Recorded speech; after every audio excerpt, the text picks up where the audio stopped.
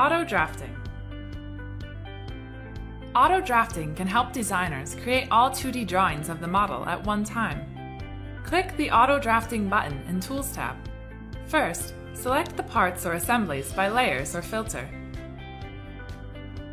For example, you could select the parts or assemblies created by a specific designer.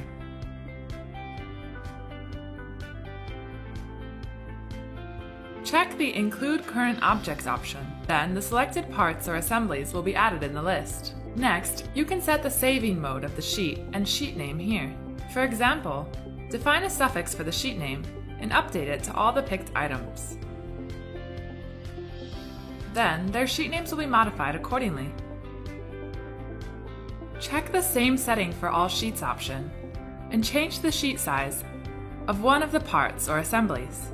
Then, the sheet size of other parts or assemblies will be changed simultaneously. In the View tab, you can set the view attributes as you want, including the layout and the general settings. In the Dimension tab, select the views which need the dimension, and select dimension entities and types. The last tab is Table. Check the Enable BOM table, and select a location type, and define the position for the BOM tables. So far, everything is done. Click OK to generate all needed 2D drawings for the parts and assemblies automatically. The views, the dimensions, and the BOM tables are created in seconds. Instead of creating 2D drawings manually for a single part or assembly one by one, auto drafting significantly saves your time.